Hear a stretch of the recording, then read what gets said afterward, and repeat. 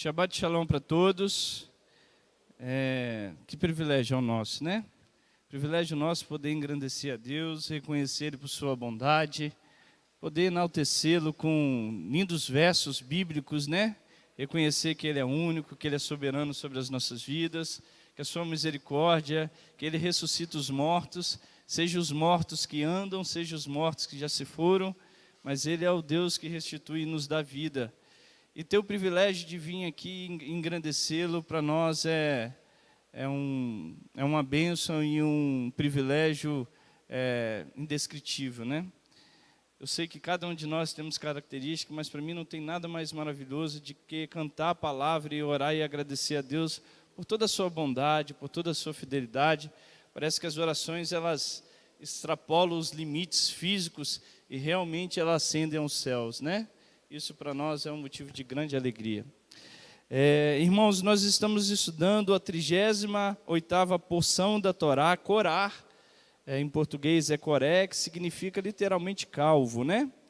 É uma paraxá, eu espero que todos tenham lido, nós vamos ler pelo menos o capítulo inicial, para que a gente possa entender um pouco do que nós vamos falar e o conteúdo da nossa paraxá, né? Mas às vezes nós olhamos para a paraxá e você pode falar assim, por que uma paraxá tão pesada é o início de um nome de uma paraxá, Corá, né? Os judeus sempre falam, o nome dos ímpios eles se apagarão, isso está descrito nos Salmos, né? Porque o nome de Corá, um homem que foi rebelde, que foi perverso diante de Hashem, ele dá o nome de uma paraxá, né? Isso eu acho muito maravilhoso na cultura judaica, na cultura bíblica, não de somente apresentar as coisas que são maravilhosas aos olhos dos homens, mas apresentar também os erros, as qualidades, os defeitos, as imperfeições, com o intuito, não de condenar as pessoas, mas para que as pessoas tenham uma atitude diferente da que fora tomada. Então, quando nós olhamos a paraxá Corá, você vai ver como essa paraxá, embora, irmãos, com toda sinceridade, eu não acredito que nenhum de nós aqui estamos nessa conotação de Corá, nesse mesmo sentido, nesse mesmo intuito.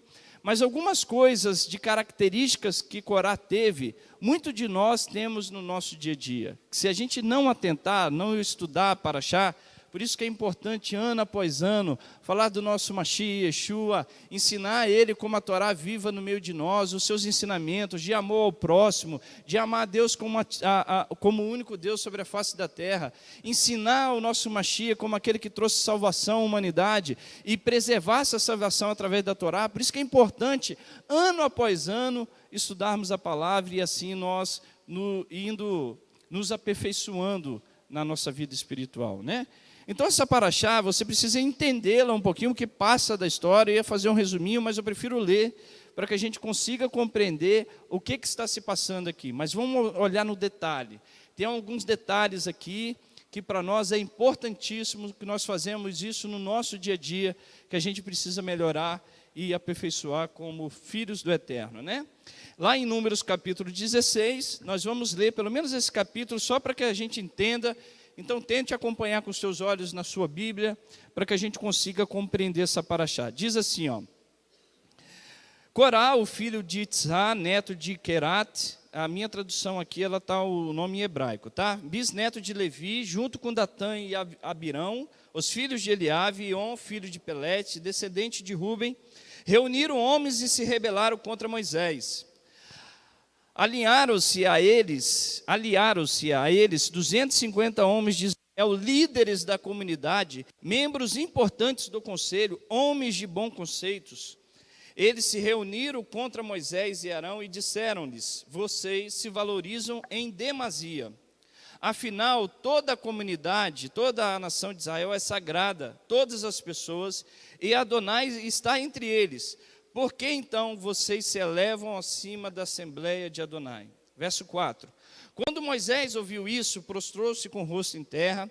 Ele disse a Coré e a todo o seu grupo: amanhã cedo, Adonai mostrará quem é dele e quem é a pessoa santa que ele permitirá que se aproxime dele. Sim, ele fará que a pessoa escolhida se aproxime dele.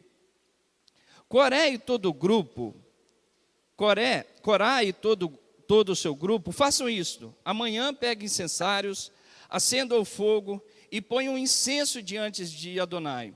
O escolhido por Adonai será o santo. São vocês, filhos de Levi, que se valorizam em demasia. Nós vamos continuar lendo, mas presta atenção, que isso aqui não é o que eu vou falar na Paraxá, mas é fundamental a gente compreender. Por que Moisés pede o incenso? Na cultura judaica, nos ensinamentos rabínicos, quando era ofertado o incenso no sacrifício que era feito dos sacerdotes, ele representava a kavaná. Kavaná é a verdadeira intenção daquela pessoa que estava ali oferecendo o seu sacrifício. Porque às vezes a gente pode passar assim, nossa, mas o perdão do pecado era tão simples assim, a pessoa pegava um animal, levava uma prescrição da Torá, levava o sacrifício e recebia o perdão do pecado. Não. Se ele não tivesse a verdadeira intenção, aquele ritual de sacrifício do animal nada simbolizava. Por isso que Davi descreve que sacrifícios e holocaustos não quisestes, mas um coração quebrantado e contrito, o Senhor não desprezará. O incenso no sacrifício, segundo os rabinos, representa a verdadeira intenção das pessoas. Por isso que Moisés fala, pegue você e os seus 250 homens. Literalmente Moisés está falando assim, nós vamos diante do altar e veremos qual é a verdadeira intenção. Porque o discurso de uma pessoa que quer fazer algo, de se rebelar contra alguém, ele é muito democrático, ele é muito igualitário, ele é muito socialista. Você já viu a nossa política? Se você pegar os partidos agora, todos estão falando de reduzir a desigualdade social, de beneficiar aqueles que são menos favorecidos, de ajudar o pobre, fazer com que o pobre possa desenvolver. Esse é o discurso do rebelde, mas quando ele está no poder, o seu interesse prevalece, ele busca o seu egocentrismo, prevalecer a sua vontade. É o que fizeram os governos, é o que fazem até hoje, em qualquer país, tá, irmãos? Israel, seja em qualquer país, você encontra muito disso. Pessoas que apresentam uma demagogia, uma igualdade, uma democracia muito boa, mas no intuito, quando ele sobe na posição, o que prevalece são seus interesses. E por isso que Moisés fala, chama os incensos, pega os seus incensos e vamos ofertar diante do Eterno, para ver qual que era a verdadeira intenção, né? E continuando lendo. Moisés, verso 8, disse a Corá, ouçam aqui, filhos de Levi, é insignificante para vocês que o Deus de Israel os tenha separado da comunidade de Israel para se aproximarem dele, realizarem o trabalho no tabernáculo de Adonai e permanecerem os filhos de Levi e permanecerem diante da comunidade servindo-a. Ele aproximou você e todos os seus irmãos, os filhos de Levi, para perto com você. Agora você também deseja o ofício de sacerdote? É por isso que você e o seu grupo se uniram contra Adonai. Afinal, o que é Arão para que vocês se queixam dele? Em seguida, Moisés mandou chamar Datã e Abirão. Moisés tenta o diálogo, vai olhando a leitura. Ele tenta dialogar, antes de qualquer ação que culminasse com aquela punição tão severa que foi muito severa. Que diz assim, em seguida Moisés mandou chamar Datã e Abirão, os filhos de Eliabe. Eles, porém, responderam, não subiremos. É algo sem importância ter nos tirado da terra em que sobejam leite e mel para nos matar no deserto, a tal ponto que você se arroga o papel de ditador sobre nós? Verso 14, você não nos trouxe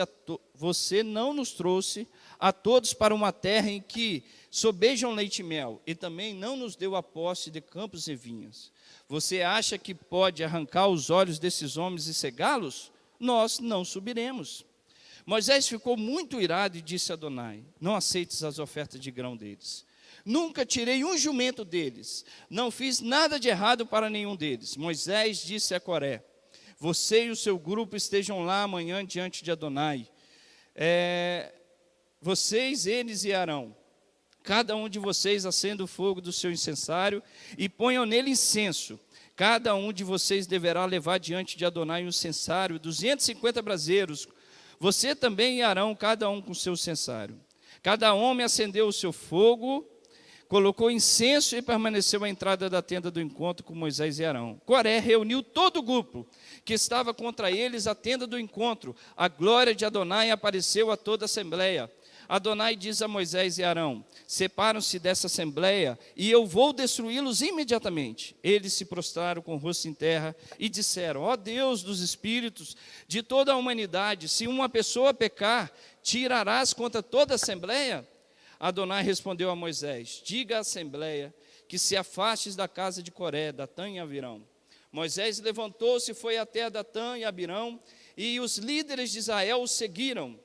Ali ele disse à assembleia: deixe as tendas desses homens ímpios, não toquem nada que lhes pertença, ou vocês poderão ser engolidos por todos os seus pecados. Assim eles se afastaram das tendas de Coré, Datã e Abirão viviam. Depois disso, Datã e Abirão saíram e permaneceram à entrada de suas tendas com suas mulheres, filhos e crianças. Moisés disse: eis como vocês saberão que Adonai me enviou para fazer essas coisas, e que eu não as fiz com base na minha ambição. Verso 29. Se esses homens morreram de morte natural, como as outras pessoas morrem, compartilhando apenas o destino comum da humanidade, Adonai não me terá enviado. No entanto, se Adonai fizer algo novo, se o solo se abrir e os engolir com tudo o que possuem, e eles descerem vivos ao Sheol, vocês entenderão que os homens demonstraram desprezo por Adonai. No momento em que ele terminou de falar, o solo abaixo deles se dividiu, a terra abriu a boca e os engoliu com suas casas e todo o povo que se aliara a Coré e tudo o que eles possuíam. Assim eles desceram vivos à terra, à profundeza da terra, com tudo o que possuía. A terra fechou-se sobre eles e a sua existência na comunidade chegou ao fim. Todo Israel que estava à volta deles fugiu quando os ouviu gritar, exclamando: pode ser que a terra também nos engula. Então saiu o fogo da parte de Adonai e destruiu os 250 homens que ofereceram o incenso. Dura essa passagem, né?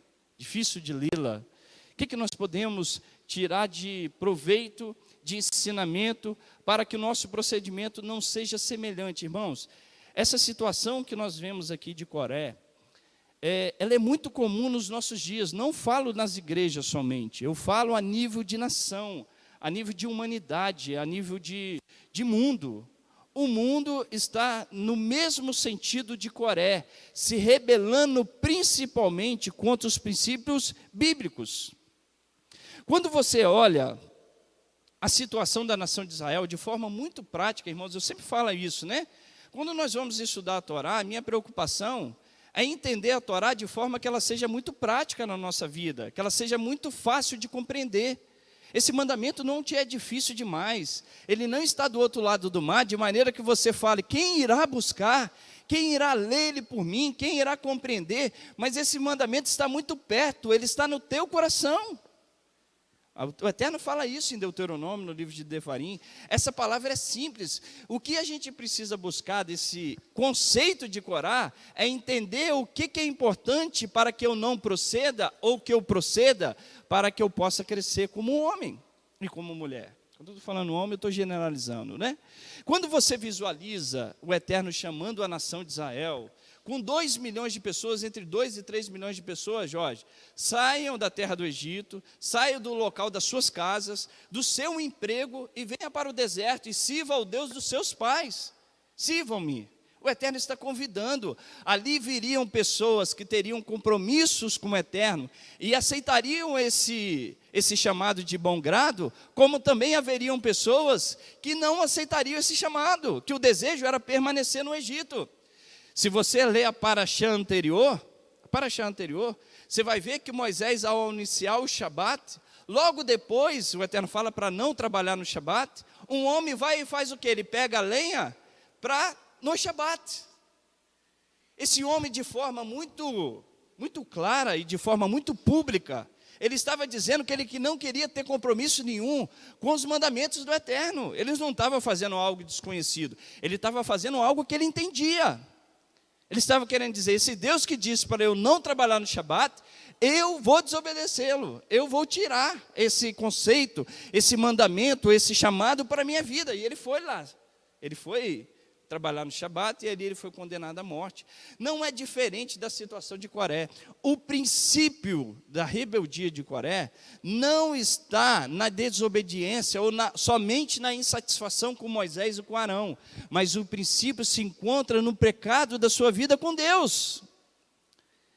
Irmãos, tudo aquilo, grave o que eu estou falando, tudo aquilo que nós enfrentamos de perda de relacionamento, de amor, de convivência familiar, de problemas, às vezes nós estamos passando problemas, porque o Eterno está nos provando que realmente somos fiéis ou não, mas muitas das coisas que enfrentamos, a origem está no nosso relacionamento com Deus. É onde está o nosso sentido. É aqui que iniciou a rebeldia de Coré. Quer ver? Eu vou te mostrar um pouquinho, só para que você entenda. Qual foi o motivo que que Coré se levantou contra Moisés? Irmãos, isso que eu acho maravilhoso no ensino judaico. Se você for estudar os que os rabinos ensinam a respeito dessa situação, qual foi o motivo principal que levou Coré a se rebelar contra Arão e contra Moisés? Você vai encontrar rabinos dizendo uma coisa e outros rabinos dizendo uma coisa totalmente diferente. E isso eu acho maravilhoso, porque isso não tira a compreensão daquele que discorda do outro, de que esse que eu estou discordando não é judeu, não é servo do Eterno. No judaísmo existem divisões mais sobre divisões. Não pense que o judaísmo é 100% perfeito, porque não é. Você vai encontrar de tudo dentro do judaísmo. Você vai encontrar sobre reencarnação, você vai encontrar o que você quiser encontrar dentro do judaísmo, você encontra. Você acha. Só que você vai enxergar que dentro do judaísmo, por mais que uma linha de compreensão venha discordar da outra, há um respeito de entender que o outro permanece judeu e tem um compromisso com o Eterno. Diferente no cristianismo, também diversas. No judaísmo ainda é mais divisões, né? No cristianismo. É pentecostal, é aquele que é tradicional. Um não aceita o outro porque ele faz um batismo por imersão e o outro por aspersão. Um não aceita o outro porque acredita na pós-tribulação e o outro acredita na mesotribulação, o outro na pré-tribulação. Porque um acredita do milênio e o outro não, porque um guarda o Shabat e o outro não. Aí todo mundo começa a falar, esse não tem, isso é uma seita, isso é uma compreensão. Isso no cristianismo não existe, no judaísmo existe. E aqui você vai ver que dentro desse contexto, dentro dessa situação, Rashi dá uma compreensão do que aconteceu com Coré, por que ele quis. Tem pessoas que vão discordar dessa opinião de Rashi. Eu particularmente concordo com ele. Rashi é um dos maiores rabinos do século 11º século, ou no 12º século, se eu não me engano, tá? E ele fala o seguinte, olha só, ele tenta nos explicar o que aconteceu com Coré para que ele fosse contra Moisés e Arão. Se você for em Números capítulo 3, volta lá comigo. Números capítulo 3 vai falar aqui sobre os filhos de Coate.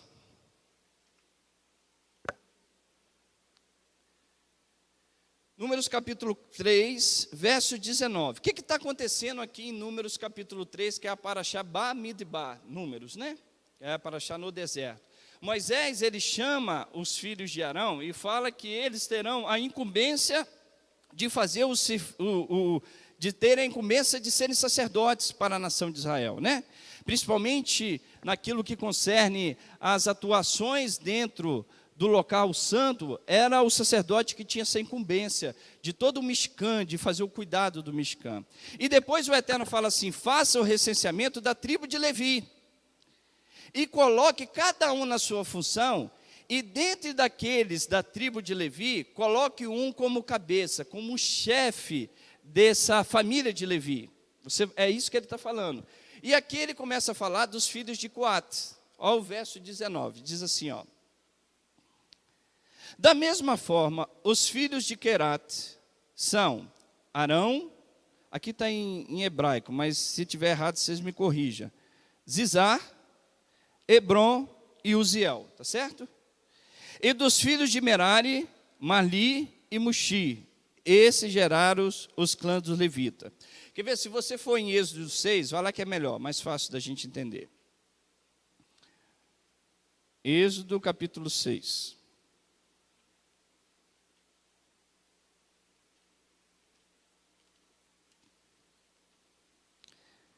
Verso 18.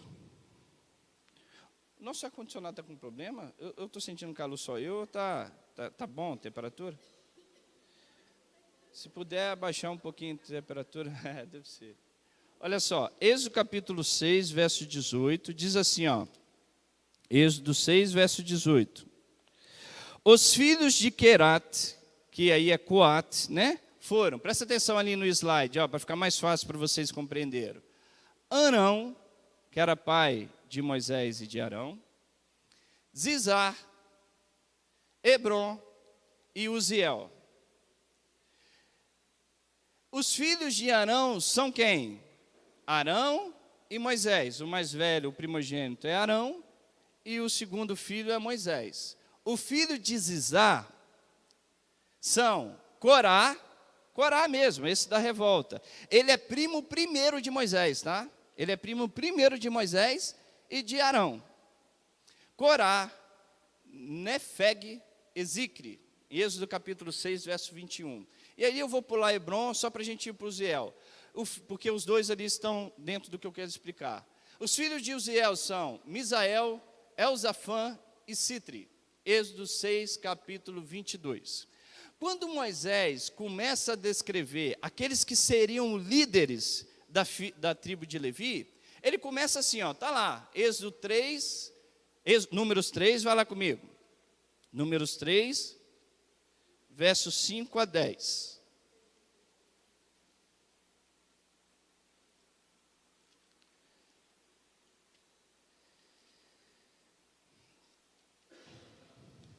Olha lá, Números 3, versos 5 a 10. Adonai disse a Moisés, chama a tribo de Levi e nomeie para auxiliar Arão o Corém. Eles devem desempenhar suas obrigações e as obrigações de toda a comunidade diante da tenda do encontro, realizando o serviço do tabernáculo.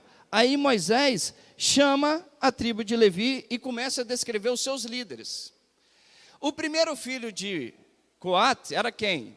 Que era filho de Levi, e era Arão. Arão tinha filho quem? Deixa eu passar aqui. Arão e Moisés. Minha caneta.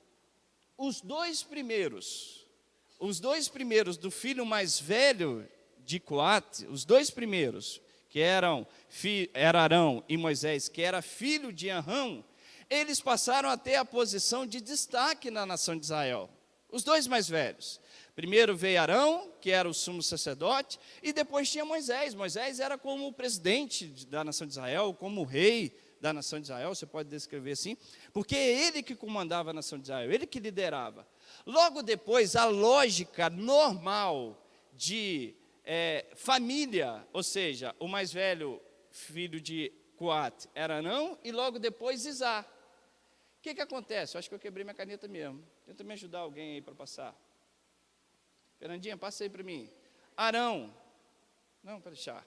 Olha só, a lógica de quem deveria assumir o primeiro cargo depois de Arão e Moisés era quem? Coré. A lógica, porque Moisés e Arão eram os filhos do mais velho de Coate, e eles, pela lógica, deveriam ter essa posição. E depois, o segundo filho mais velho, que era Zizar, o primeiro filho dele era quem? Corá. Quando Moisés vai escolher o líder da família de Coate, ele não escolhe Corá, ele escolhe ali, ó, passa aí, minha irmã. Volta. Ele escolhe Elzafã. Ali, ó, Êxodo capítulo 6, verso 22. Olha o verso 22. Êxodo 6, deixa eu ver se é 6, não, acho que eu botei errado ali, meu irmão, que essa fala vai estar aqui, tá?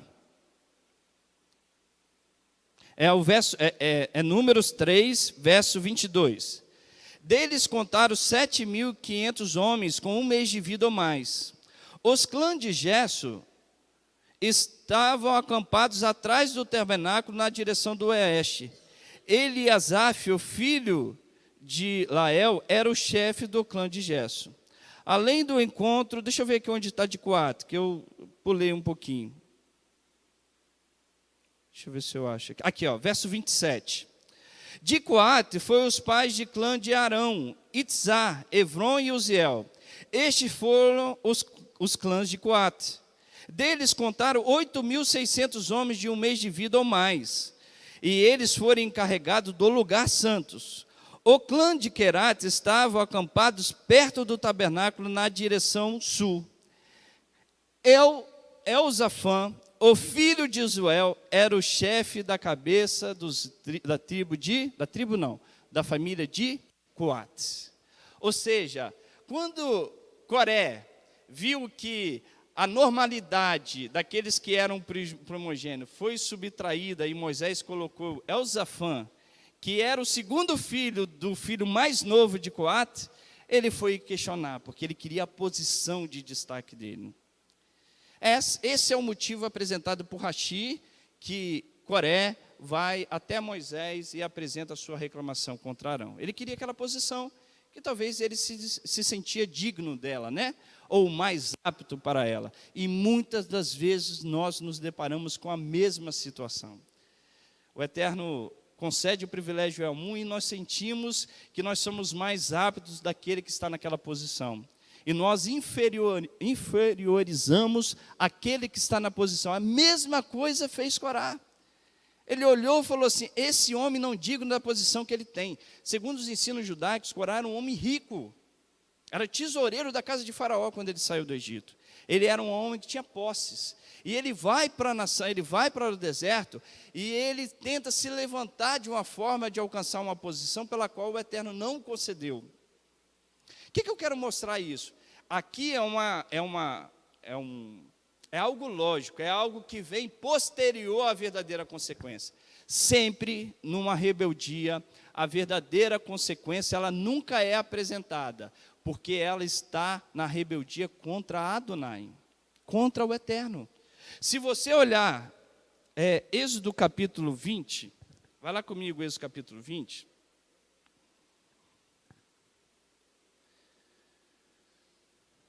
Não, desculpa, irmãos, não é esse capítulo 20, não. Deuteronômio, capítulo 16, vai lá. Números, capítulo 16, desculpa. Números 16, é Números. É que eu anotei errado aqui, eu botei Deuteronômio, mas eu sei que não é. Números 16, 26.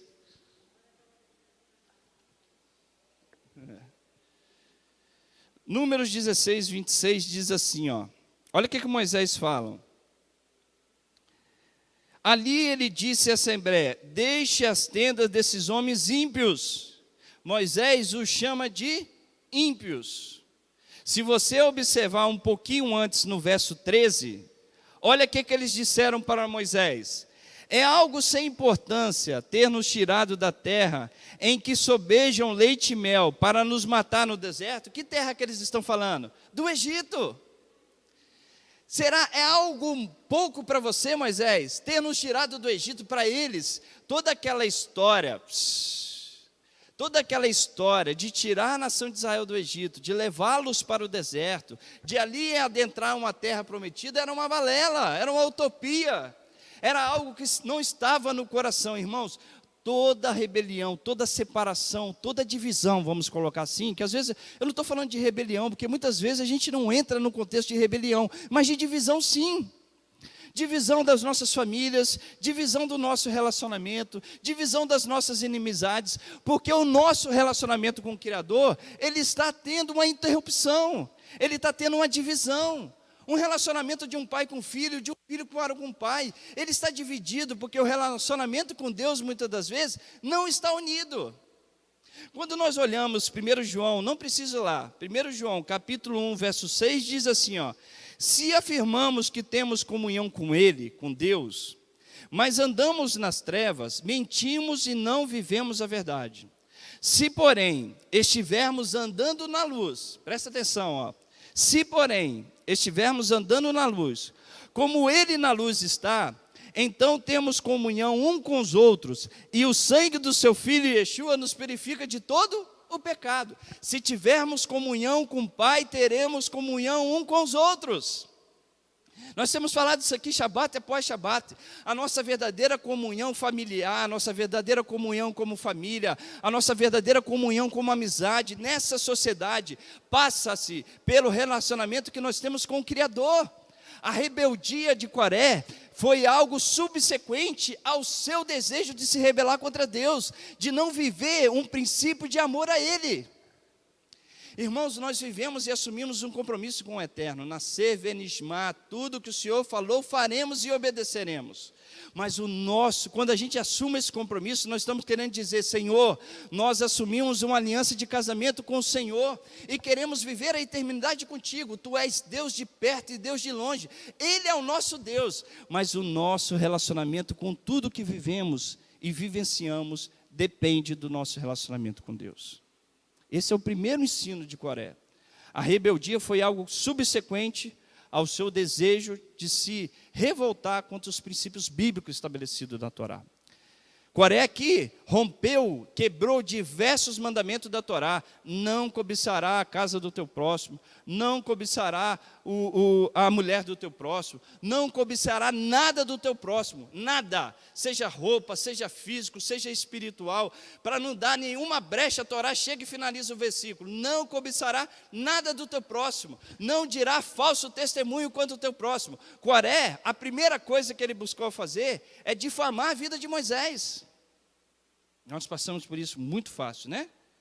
Quando nós discordamos das pessoas de forma respeitosa, sem fazer levante, sem convidar outras pessoas para concordar com a sua opinião, orando, a gente toma uma atitude e as pessoas começam a falar mal. É essa atitude daqueles que não aceitam a individualidade das pessoas. Não é o caso aqui de Moisés. Moisés estava deparando com uma pessoa que não queria ter um compromisso com Deus, que estava aliando com outras pessoas para se levantar contra Moisés e contra o Eterno. E aqui, olha só, outra coisa que a tradição judaica ensina, a Mishnah comenta, né? Que Coré, antes dele se manifestar a sua insatisfação ou a sua rebeldia, ele começa a difamar a pessoa de Moisés e de Arão. Essa é uma característica muito comum, irmãos. Muito comum. Ele profere e ele condena a própria Torá, matando o semelhante com as palavras. Pior do que você matar com um tiro, pior do que você matar com uma faca, pior do que você matar com qualquer coisa, são as palavras. Porque as palavras, elas não voltam para o mesmo lugar de onde ela saiu. Eu já contei essa história aqui muitas das vezes. Chegou um homem para o rabino e falou assim: rabino, eu pequei contra Deus, falando mal contra o meu semelhante. Como que eu posso ser perdoado? O rabino chegou para ele e falou assim: vai lá até o homem onde você falou mal e coloca um saco de penas na porta dele. Saco de penas. Ele falou: que coisa doida. Coisa doida, né? Botar um saco de pena, parece que é um miticismo. Ele foi lá e botou. Aí ele voltou para o rabino e falou assim: rabino, já fiz o que o senhor pediu, estou perdoado? Ele falou: não, ainda falta um pouquinho. Volta lá e pega as penas. E tragam todas para mim. Ele falou: rabino, das penas que eu coloquei lá, só 10% eu consegui reaver, o vento levou as demais. Ele falou: a mesma coisa é aquele que fala mal do teu próximo. Você fala e as palavras, elas continuam andando. A mentira que você falou continua e depois você não consegue retroagir. Ah, fui perdoado? Sim, posso ser perdoado. Mas o mal que você falou contra o teu próximo, difamando ou matando, continua. Quantos de nós temos opiniões, nossa, porque falaram mentira a nosso respeito? E ainda as pessoas acreditam. As palavras matam. E o que Coré foi fazer é falar mal de Moisés. Passa aí, minha irmã. Isso está descrito na Mishnah. Olha o que foi dito sobre Moisés. O que Coré falava de Arão e de Moisés. Na minha vizinhança, contou Coré, morava uma viúva com 2 filhas, dona de um terreno, cuja renda mal dava para viver. Sempre que essa mulher tentava arar suas terras, semear, colher, etc., Moisés e Arão surgiam para impedi-la de trabalhar, porque era proibido pelas leis da Torá, ou para cobrar dízimo, ou vários outros tributos para os sacerdotes ou para os levitas. Falando mal de Moisés, difamando. Ele não juntou 250 líderes de um dia para o outro. Ele foi disseminando o problema, até que ele tivesse um número aceitável, que ele pudesse ir lá até Moisés. Essas são as falas. Imagina a situação de Moisés, né? Ele tira a nação de Israel toda do Egito, ele levanta a tribo de Levi, na qual ele pertencia, ele era um levita. Ele levanta o seu irmão como sumo sacerdote, seus sobrinhos como sumo sacerdote, seus filhos participavam de toda aquela cerimônia, e ele chega para a nação de Israel e fala assim: Deus diz os sacerdotes. Olha como era difícil a situação de Moisés. Por isso que ele chega uma hora aqui que ele fala assim: nem um jumento eu tomei deles, nem um nada, porque eles estavam acusando Moisés de sobrepor sobre a nação de Israel, de exigir mais. Por que eu estou começando com essa parte, irmãos? Porque o início da rebeldia começa quando nós nos afastamos do nosso Criador. O nosso Criador é o nosso elo de êxito, de prosperidade, de felicidade, de respeito, de reconhecimento na sociedade, de um bom casamento, de uma boa relação com o filho, de uma boa relação do filho com o pai, de uma boa relacionamento de um jovem que quer formar um casamento, de um bom estudante, de um bom trabalhador. É assim que se prospera, é assim que se inicia uma vida com êxito, tendo o eterno como nosso refúgio, tendo ele como a nossa fortaleza. Então não o abandone. Às vezes nós fazemos como Coré, nós queremos resolver o problema, nós queremos resolver a nossa situação, mas o que realmente está tendo problema é o nosso elo com o eterno, e ele quer restaurar esse elo, ele quer nos ajudar. Isso não é algo punitivo, mas é algo de amor, porque o eterno nos deseja trazer até ele. É como se ele estivesse falando assim: perceba o verdadeiro sentido, perceba a verdadeira intenção que eu estou querendo trazer essa situação. Em 2 Timóteo, vai lá comigo, você vê como que os nossos dias estão iguais, né? 2 Timóteo, capítulo 3.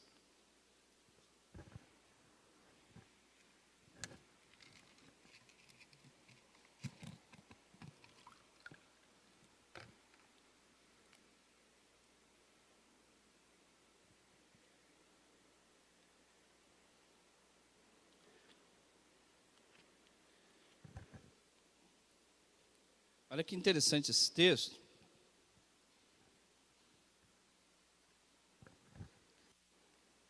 Ele diz o seguinte, ó. Deixa eu só encontrar. 2 Timóteo, capítulo 3. Ele fala como estão os dias de hoje. Não é diferente do sentimento que teve e os desejos que teve Coré. Diz assim, ó. 2 Timóteo, capítulo 3. Além do mais, entenda isso. Nos últimos dias, Aharit Hayamim, surgirão tempos de provação. As pessoas serão egoístas, amantes do dinheiro, orgulhosas, arrogantes, insultantes, desobedientes aos pais, ingratas, profanas, desalmadas, implacáveis, caluniosas, descontroladas, violentas, odiosas do bem, traidoras, obstinadas, cheias de prepotência, mas amantes dos prazeres que de Deus. É ainda que mantenham uma forma exterior de religiosidade, negam seu poder. Olha, eu vou repetir algumas características: egoístas, amantes do dinheiro, orgulhosas, arrogantes, insultantes, desobedientes aos pais, ingratas e profanas. 2 adjetivos aqui me chamaram muita atenção: egoísmo e ingratidão. Egoísmo e ingratidão. Irmãos, você lembra que eu falei aqui no início que no contexto de Coré, eu não acredito que nenhum de nós aqui estamos no sentido de levantar contra uma liderança, de juntar mais pessoas para se revoltar contra ela. Não é a nossa característica. Mas às vezes nós temos algumas más qualidades que Coré teve, nós também temos. Egoísmo é um que eu quero entender. O que é egoísmo? Ali Coré estava apresentando um discurso muito moralista, muito universal, muito pensando no coletivo. A congregação é santa. É maravilhoso dizer isso. A congregação está toda benéfica, é toda santa. Vocês estão se propondo sobre nós. É aquele discurso bem demagogo, né? E ali ele apresenta esse, mas no interesse por trás, o egoísmo por trás, o egocentrismo, o desejo que quando estiver no poder, a sua vontade há de prevalecer, e aquele discurso de demagogia, ele vai embora. Isso permanece, porque o que Coré estava vendo, é que Arão e Moisés, os levitas, não tinham para dar aquilo que ele esperava receber. Ele se colocava numa posição superior, desejoso daquela posição. Eu sou o mais qualificado para estar aí, Arão. Irmãos, nós fazemos a mesma atitude, a mesma situação, egoísmo de entender que aquele que está naquela posição foi colocado por Deus, porque Deus deu características a ele, na qual você necessita. Porque o que é egoísmo? Egoísmo é amor excessivo ao bem próprio, sem consideração aos interesses alheios, exclusivismo que faz o indivíduo referir tudo a si próprio. O egoísmo é uma falta de amor e consideração pelas necessidades do outro. Isso é egoísmo. Vou dar um exemplo. Você lembra daquela situação quando Caim matou Abel? Que o Eterno chega para ele e fala assim: Caim, cadê teu irmão? O que ele responde? Por acaso eu sou responsável pela vida do meu irmão? É. O Eterno estava perguntando por que é. Por acaso eu sou responsável pela vida da Mirelle? Sou. Por acaso Mirelle é responsável pela minha vida? É. Por acaso sou responsável pela vida do Zé? Sou. Pela vida de vocês? Sou. Um dos outros? Somos. Somos responsáveis pela vida do outro. Se você não entender esse teu papel aqui na congregação, na sociedade, o Zé estava clamando pelo nosso país, o Zé é responsável pela nossa nação? É. Se não são os nossos clamores de subir diante de Deus, o que seria dessa nação? Estou falando nossos clamores, povo do Eterno, né? Povo de Deus. Não, que congregação representativa. O povo de Deus. Se não são os nossos clamores, o que seria da nossa nação? O que seria da humanidade? Somos responsáveis pela humanidade? Somos. Só que nós somos egoístas, olhando só para a nossa necessidade, não olhamos para aquilo que é do outro. Então ele fala assim: onde está o teu irmão Abel? Eu sei lá, Senhor, eu sou responsável pela vida dele. Você esqueceu, tá, Caim? Você é sim. Além de ser, você o matou. Não matamos, irmão, não esqueçam disso. Não matamos com faca. Não matamos às vezes, amaldiçoando, ou às vezes trazendo uma faca, ou assassinando a pessoa, mas matamos com as palavras, matamos com a nossa negligência, matamos com a nossa falta de ajuda para com o próximo, matamos. Se você for ler Ezequiel capítulo 18, se você for ler Ezequiel capítulo 33, o Eterno fala assim que quando ele observar o ímpio, e ele mandar o profeta dizer ao ímpio que o seu caminho está tortuoso, que ele precisa se endireitar, se o profeta não disser, a espada viria contra quem? Contra o profeta. Ezequiel capítulo 18, o que o Eterno está falando? Você é responsável por essa nação. Se você falar e a nação aceitar, pois bem, você desviou o ímpio do seu caminho. Se você falar e ele não aceitar, a responsabilidade sua, você fez. Mas nós somos responsáveis um pelo outro. E eu vou te mostrar onde entra o nosso egoísmo, assim como entra de Coré. Assim como entrou de Coré, né? Ezequiel capítulo 34, vai lá para você ver outro exemplo de egoísmo.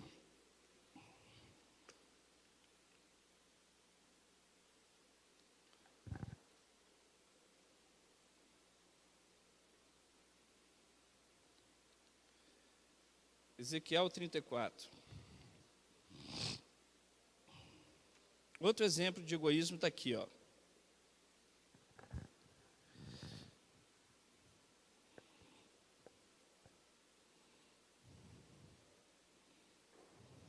Veio a mim a palavra do Senhor, verso 1, ser humano, profetize contra os pastores de Israel, profetize, diga aos pastores que Adonai Elohim diz o seguinte: ai dos pastores de Israel, que alimentam a si mesmos, não deveriam os pastores alimentar as ovelhas? Vocês comem a carne escolhida, vestes com a lã, e mantêm os melhores animais do rebanho, mas vocês não alimentam as ovelhas.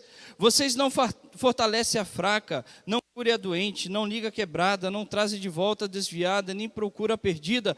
Pelo contrário, vocês a tiranizam com a força destruidora. Assim elas ficam dispersas sem um pastor, e tornam-se alimento para os animais selvagens. Minhas ovelhas, Minhas ovelhas ficam vagando à toa pelas montanhas e colinas. Sim, minhas ovelhas foram dispersas por toda a terra, sem que ninguém as procurasse ou delas cuidasse. Portanto, pastores, ouça a palavra de Adonai.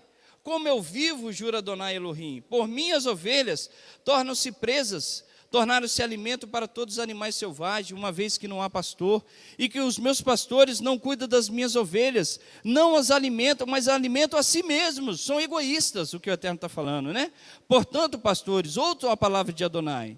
Adonai Elohim diz: eu sou contra os pastores, exijo que eles entreguem minhas ovelhas de volta a mim, não permitirei que alimentem as ovelhas, nem que alimentem a si mesmos. Livrarei minhas ovelhas da sua boca, nunca mais serão alimentadas por ela. Esse é o egoísmo. Esse é o desejo de pensar só no seu desejo. Esse é o desejo de enxergar que tudo aquilo que Deus lhe deu só pertence a ti. Que tudo aquilo que o Eterno te abençoou, você é proprietário, porque você tem condições, porque você é inteligente, porque você é trabalhador. Louco, não sabe que é o Eterno que sustenta a mim e a ti. Nós somos só instrumentos na mão dele, tudo pertence a ele. Davi fala isso de forma muito clara. Quem sou eu e quem é o meu povo para te dar aquilo que pertence ao Senhor? Estamos devolvendo um pouco do muito que o Senhor tem nos dado. Egoísmo, irmão, é você achar que a sua vida se resume em sua esposa, você, ou seu esposo, você, seus filhos, e que você não tem responsabilidade como a comunidade. Não falo comunidade só a gente, tá? Estou falando comunidade no geral. Louco se você pensa que é isso que Yeshua fala, que aquele que se preocupar com a sua própria vida, perdê-la-á. É nesse sentido. Porque eu vou mostrar isso aqui, eu já ensinei isso para a congregação, mas eu vou mostrar aqui um pouquinho mais na frente para você entender isso melhor. Então, isso é egoísmo. Egoísmo é você, não é só você, alguém te pede e você não dá. É você também ter que fazer sem a pessoa te pedir e você não faz. Isso é egoísmo. Porque se você entende que aquilo é teu, você entende que aquela posição é tua, você rejeita o teu irmão porque ele tem menos conhecimento do que você rejeita o teu próximo porque você é mais importante na sociedade, ele não. Você entende que você é autossuficiente. A segunda característica é gratidão. Gratidão é o sentimento de lembrança e agradecimento por um bem recebido em relação ao autor. Irmãos, quantos de nós reclamamos a Deus, questionamos a Deus porque não temos uma saúde boa, porque não temos um recurso. Ô Jusmar, abre lá, lá. Porque não temos, uma irmã que está querendo entrar, porque não temos recurso suficiente, porque não temos um bom emprego, e nós não aprendemos a ser gratos ao Eterno por tudo que Ele tem dado. Em Tessalonicenses capítulo 5, verso 18, diz: em tudo dai graças, porque esta é a vontade de Deus em Yeshua para convosco. Irmãos, a gratidão é uma das maiores características de um servo de Deus. Eu sou grato a Deus por mesmo ter um problema de saúde, poder louvar a Deus. Eu sou grato a Deus, mesmo não tendo condição financeira, eu tenho o dom da vida de respirar. Eu sou grato a Deus que mesmo passando por dificuldade, nunca faltou um alimento na minha mesa. Eu sou grato a Deus por mesmo não ter o ambiente familiar que eu gostaria de ter, Ele me sustenta e me dá alegria. Irmãos, falta gratidão por nós, faltou gratidão a Coré, de entender que Deus tinha dado a ele aquele bem. Moisés chega para ele e fala: é pouco é para vocês, que o Eterno os separou para levar e estar perto dele, e ainda querem mais. Isso falta para nós. Nós não somos satisfeitos com aquilo que o Eterno tem nos dado. Quando eu estou falando nós, eu estou generalizando no sentido, não de punir a congregação, de maneira nenhuma, eu estou ensinando a palavra do Eterno, né? Precisa haver a gratidão ao Eterno. Essa é uma das qualidades essenciais para o servo de Deus. Nós estamos tristes, falta alegria no nosso coração, falta alegria de acordar e dizer: modé ani lefaneha, grande é minha fé em ti, Deus, como o único Deus sobre a face da terra.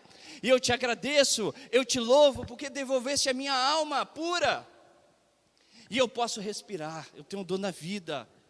mesmo passando dificuldade, eu sei que Deus é por mim. Isso faltou a Coré, é um dos outros, das outras qualidades que ele deixou de ter: egoísmo e ingratidão. Ingratidão por não ser abençoado, por reconhecer que poderia mais, né? Tem uma passagem que Yeshua nos ensina, Lucas capítulo 17, vai lá. Lucas 17. E Yeshua, ele fez uma parábola só para explicar essa característica de ingratidão, né?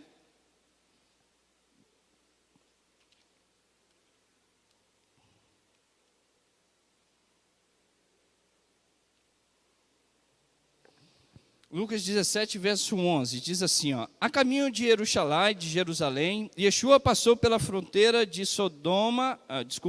de Samaria e Galileia. Ao entrar em uma aldeia, 10 homens afligidos pela lepra o encontraram. Eles permaneceram à distância e gritaram: Yeshua, Rabi, tenha piedade de nós. Ao vê-los, disse: vão e deixe os sacerdotes examiná-los. Enquanto iam, foram purificados. Um deles, ao perceber que fora curado, voltou, louvando a Deus em alta voz, e se prostrou aos pés de Yeshua para lhe agradecer. Este era de Samaria. Yeshua disse: não eram 10 os purificados? Onde estão os outros 9? Não se achou nenhum que voltasse e desse glória a Deus, a não ser esse estrangeiro? E o homem de Samaria disse: levanta-se e vá, a sua fé o salvou. Onde está a gratidão? Onde está a minha alegria de servir a Deus? Onde está de reconhecer que tudo que Deus nos deu é bom, que Ele nos abençoa, seja de uma forma negativa, seja de uma forma positiva? Onde está a nossa alegria? A única coisa que nós podemos nos queixar é de quê? O que nós podemos nos queixar? Do que, Zé? Dos nossos pecados. É a única coisa que nós podemos reclamar, porque isso são consequências nossas, de atitudes nossas, mas a nossa gratidão precisa estar plenamente diante de Deus. É na alegria, é na tristeza, é na saúde, é na doença, é na magreza, é na gordura. Estou glorificando Deus até hoje. Pesava 70 quilos, com 105 estou glorificando. Em toda situação, precisamos agradecer a Deus. Essa era uma característica, porque, irmãos, quando você não é grato, por que eu estou falando isso? Quando você não é grato, você quer aquilo que é do outro, você olha para o outro: ah, mas esse irmão viaja, esse irmão tem condição, e você se enclausura na sua tristeza, e não vive, porque a vida do outro é melhor, porque Deus abençoou o outro mais, e a mim menos. Ai, irmãos, estou vendo a Gabriela com a filhinha. Glória a Deus que ela teve a filhinha. Quero que toda a congregação, se eu não tiver nenhum, que tenha 10 cada casal. É muito, né? Então tá bom, 11, 9 tá bom. Só 7, pastor? Tá bom, 7. É isso, irmãos. Gratidão. Gratidão é uma forma de demonstrar o nosso amor pelo eterno, tá?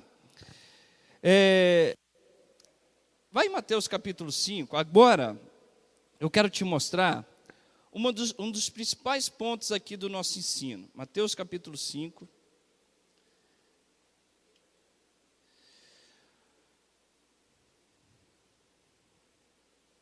Olha que interessante, Yeshua ensinando sobre a justiça, a palavra tzedek.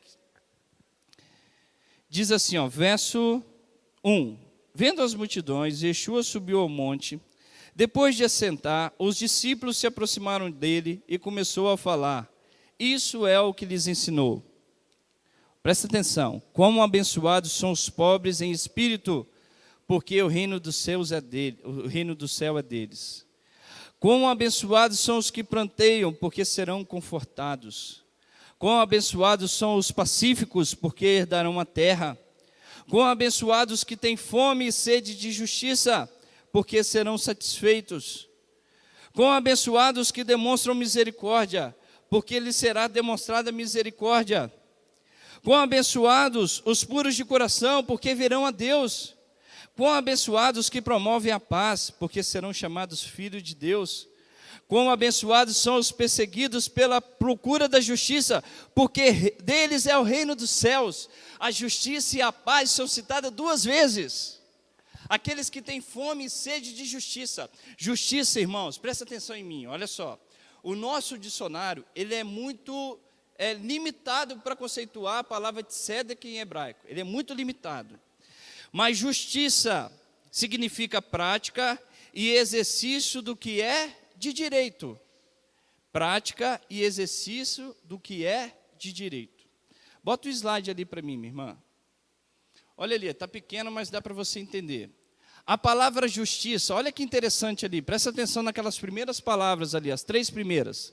A palavra justiça, ela em hebraico é tzedek.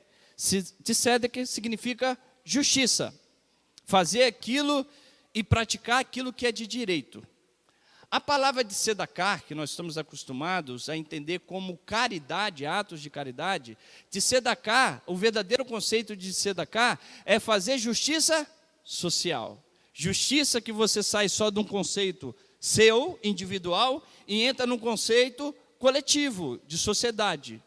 Então, a palavra justiça, tzedek, a palavra atos sociais, ações sociais, justiça social, que é tzedakah, e a palavra tzadik, pode dizer assim, né? Que quer dizer justo. Aquele que segue a tzedek, que pratica a tzedakah, ele é considerado um tzadik, um justo.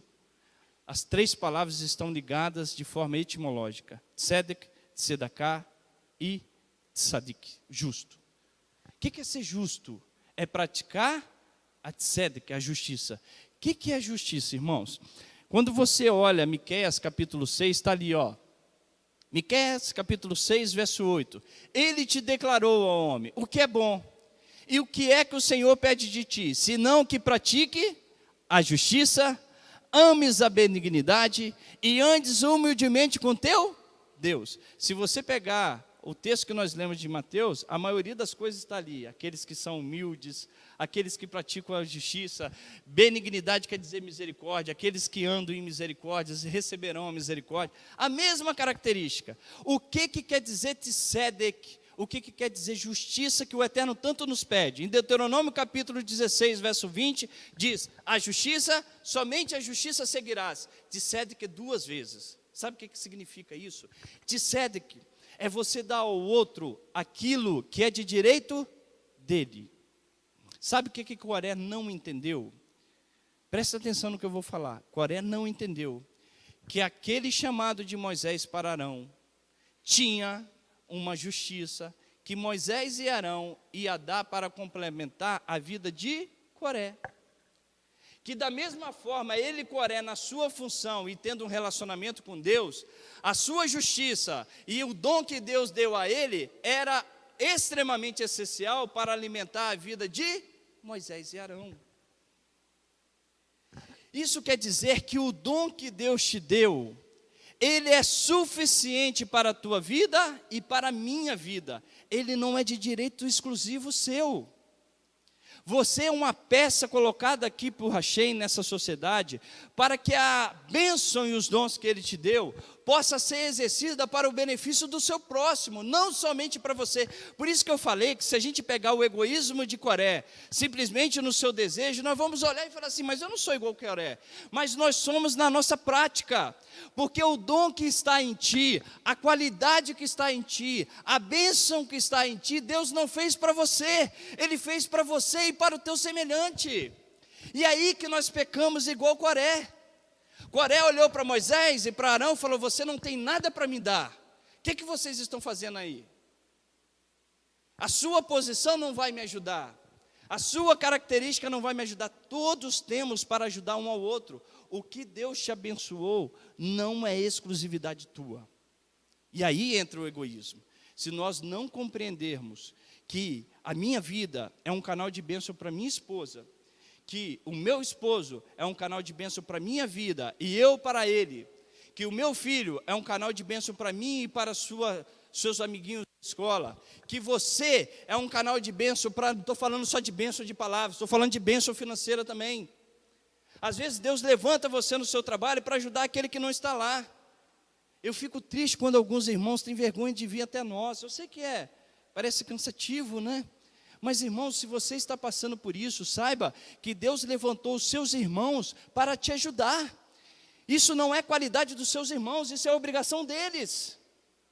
É a obrigação deles. Yeshua falou, sempre tereis o pobre no meio de vós. A Torá fala isso. E é a obrigação nossa, não só financeiramente, também com palavras, com amor, com ajuda. Você quer ver nesse momento de velório, nesse momento que nós tivemos de luto, a melhor forma de confortar é o que? Estando do lado, chorando junto, sentindo a mesma dor. Isso ajuda a pessoa a se levantar. É um dom que Deus te deu, que ajuda o teu semelhante. Pergunte às pessoas que enfrentam, você vê se você está perto, não auxilia a pessoa, porque o dom do eterno sobre ti é capaz de ajudar o teu semelhante. Isso falta em nós. Aí nós queremos, quando nós não reconhecemos isso, nós matamos o outro, matamos com a palavra, matamos dizendo que ele não presta, matamos dizendo que não queremos conviver, matamos falando mal, não tomamos como inimigo, e falamos, e falamos, e falamos, e falamos, e falamos, e falamos, e falamos. E falamos. Mas o nosso irmão é o nosso companheiro. A nossa congregação Rehovoth, amamos, são os nossos irmãos para nos ajudar, amamos a eles. Amamos a Maranata, amamos os nossos irmãos. Não estamos dizendo que todo mundo tem que adorar igual, mas nós os amamos e é importante para nós. É importante viver essa vida.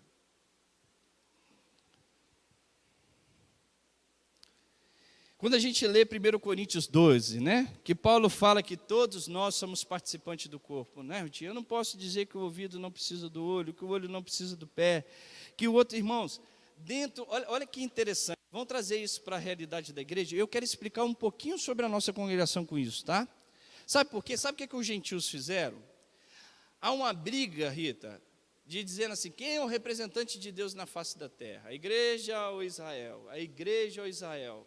Irmãos, não há divergência, não há discussões, discussões há, né? Estou falando assim, não há algo antagônico, é algo que anda similar, de forma junta, cada um no seu papel. O negócio é que chegou a igreja e falou assim, não, nós somos o verdadeiro Israel, a tal da diabólica doutrina do dispensacionalismo, que nós somos o verdadeiro chamado de Israel, o verdadeiro povo de Israel. A gente pega a história de todo o povo judeu, pega tudo aquilo que eles vivenciaram e sofreram, e fala, agora some daqui, Moisés, sai daqui, Arão, fuja, casca fora. Quem é vocês para dizer que vocês são mais importantes do que nós? Quem é vocês dizer que vocês receberam a liderança? Cascam fora daqui, Moisés. Sai dessa história. Vocês mataram, aí começa a difamar. Vocês cometeram mataram a Deus, né? Como fala? Diocídio. É deocídio. Mataram a Deus. Primeiro que é uma compreensão totalmente errada, né? Vocês abandonaram a Deus. Vocês esqueceram a Deus. Esqueceram Jeremias capítulo 31, que diz que enquanto o sol estiver posto sobre o céu, e a lua estiver fixada, e as estrelas estabelecidas conforme Deus estabeleceu, jamais Israel deixará de ser uma nação diante do Eterno. Jamais, irmãos, o nosso papel aqui, é isso que eu quero fazer você entender também. Eu não posso pegar o papel que o outro tem de importância no reino e excluí-lo. De maneira nenhuma eu vou excluir o judeu que não crê em Yeshua, dizendo que ele não tem importância. Pelo contrário, tem muito a nos ensinar. Sobre a questão de como que o Eterno vai fazer com ele ou não, isso é uma questão sua. Mas Paulo, não é uma questão sua, mas do Eterno. Mas Paulo fala que eles são inimigos do Evangelho, mas amados por causa dos patriarcas. Eles têm o seu papel e ninguém vai tirar isso deles. A nação de Israel é uma nação de sacerdotes para as nações. É um papel dado pelo Eterno e ninguém pode vir dizer e tirar. O nosso papel aqui é de unir esse relacionamento que antes foi quebrado. Esse é o papel dessa comunidade. Esse é o papel de trazer uma compreensão aos nossos irmãos cristãos que ainda não enxergaram o papel dos nossos pais, que tentaram tirar ele da posição pela qual o Eterno nunca vai tirar.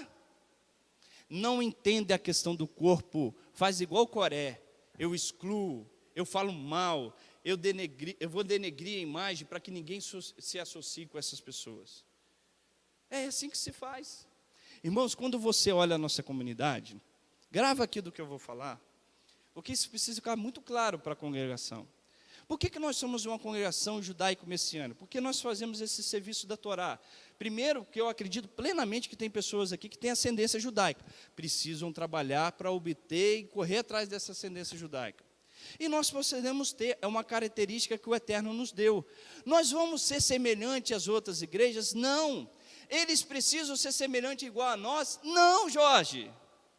O negócio é que a gente quer colocar todo mundo dentro do nosso pacote, só nós que somos certos, só nós que somos o dono da verdade. O nosso papel é de fazer com que os nossos irmãos evangélicos saiam desse preconceito de que Israel foi substituído, que o sabate foi subtraído pelo domingo, que as festas bíblicas não existem mais, de dizer que a nação de Israel deixou de ser o povo escolhido e de trazê-los de volta a essa relação verdadeira que havia na igreja do primeiro século, judeus e gentios vivendo como um.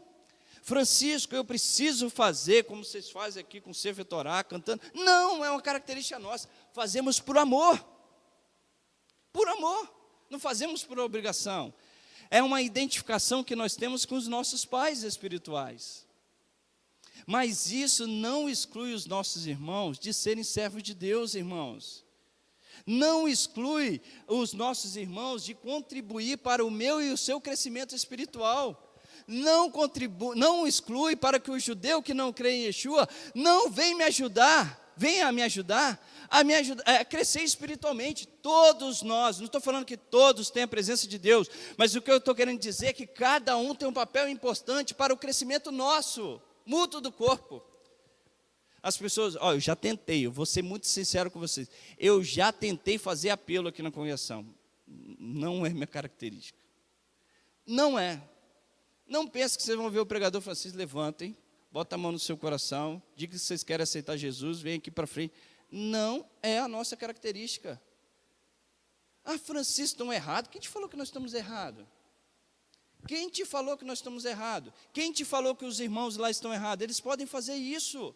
O nosso papel é de trazer de volta essa reconciliação entre judeus e gentios novamente. Se você quer falar sobre pregação de evangelho, nós vamos ensinar o evangelho sempre para vocês. Yeshua vai ser sempre aquele que nós vamos proclamar, mas dentro do conceito da Torá e do povo de Israel, sem tirar do seu contexto, trazendo a originalidade, trazendo o verdadeiro contexto, mas é uma característica nossa. Isso é corpo. Você quer ver o que é corpo? Quando alguém quer aprender sobre a festa dos nossos irmãos que estão convivendo conosco, eles vão aonde? Vem a nós. Pastor José, como que faz? Pastor José, estou fazendo certo? Pastor José, você poderia trazer uma pregação sobre a festa de Pêssah? Você poderia explicar sobre o Shabat? Você poderia explicar sobre cultura judaica? Isso é um papel nosso, característica nossa. Se eu quero alguém para ensinar a respeito um pouco mais da característica de pregar Yeshua, eu vou chamar um pastor para estar aqui. Uma característica nossa, irmãos. Assim é corpo. Não vem aqui dizer que nós estamos errados. Não, nós estamos trabalhando para restaurar algo que foi perdido. Restaurar a unidade entre judeus e gentios é restaurar o chamado da verdadeira comunidade de Deus. É trazer o Mashiach de volta a essa terra. Porque a palavra diz que se a rejeição deles trouxe salvação aos gentios, quanto mais a sua admissão, senão a vida dentre os mortos. Então, unir judeus e gentios de novo no verdadeiro conceito é um papel bíblico. Por que eu entrei nisso? Porque nós não enxergamos muitas vezes que nós fazemos igual o Coré.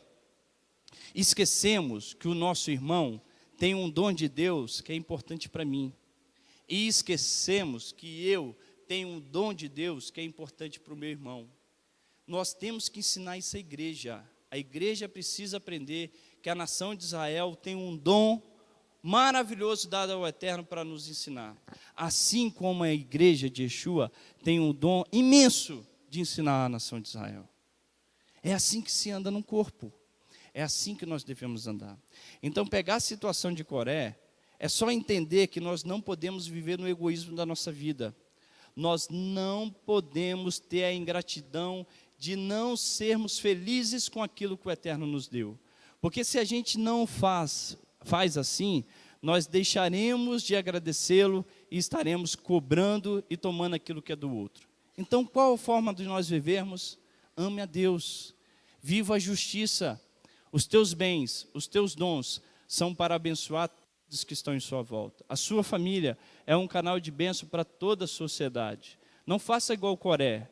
Não tome o dom que Deus te deu e seja egoísta.